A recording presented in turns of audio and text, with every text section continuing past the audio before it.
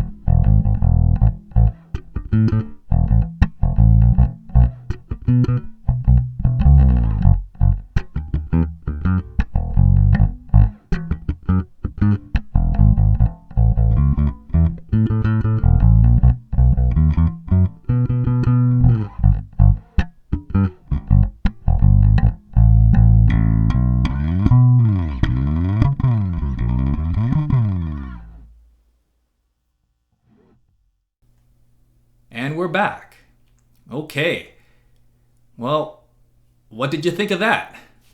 Comments below. What are my findings? I'm arguably a bit biased. I've been using the JDI for many years now. For the specific reason of this model having a premium Jensen transformer in it. And I do have to say, having listened to the level matched playing examples, I do find the recorded sample from the JDI to carry a little bit more heftiness and a little more weight. It does seem to have some more kind of subsonic frequencies that just kind of give the entire sound a little bit more body, I find.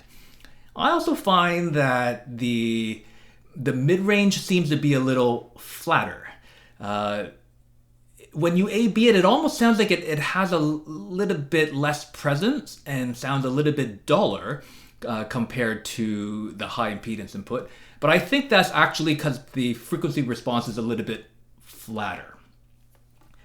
Now, in comparison to the high impedance input, I think it is quite audible that the high Z input just has the low end is a little thinner. It's still there, but if you're comparing it head to head with the JDI, I do find it feels slightly less full and carries a little less weight. I also find that the high Z input on the SSL has a little bit more of a peak in the high mid-range area, which kind of makes it sound like it has a little bit more presence. Now, I'm not entirely sure how SSL has voiced their input stages for the high Z input, but they do sound different. Now, it's very difficult to say which one is better, because I do think there is a large degree of subjective and personal taste there. Will the premium DI box make or break a track? Absolutely not. I think the recorded bass tones from the high Z input on this particular SSL audio interface is perfectly good.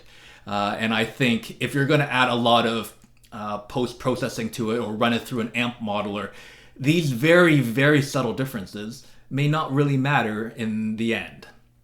But if you're comparing strictly no EQ, no compression, no added amp sim, no other added effects, then is there a sonic difference between a premium DI box and the high impedance input on this particular audio interface? I would say yes, there is. I think the JDI carries a little more low-end weight and sounds a little flatter to my ears overall. However, these sonic differences I feel are quite subtle. So if you are just looking to put down ideas for a song, make a quick demo, or you're traveling and you want to put down ideas like on the bus, in the tour van, then this is one less cable and one less heavy bricks that you need to carry around. And the input on most audio interfaces now will sound pretty darn close to what you can get from a premium DI box. If you're tracking the studio for an album and every sonic detail matters, maybe we'll lean towards using a high-end DI box. But in the end, I don't think using an expensive DI box will make or break your bass track. I think in the end, it comes down to the playing, the take, and the sound of your fingers and the instrument. I think those are going to be far larger factors than what a high-end DI box will provide. Those are my thoughts. Let me know what you think. Comments below. Thanks for watching. Until next time.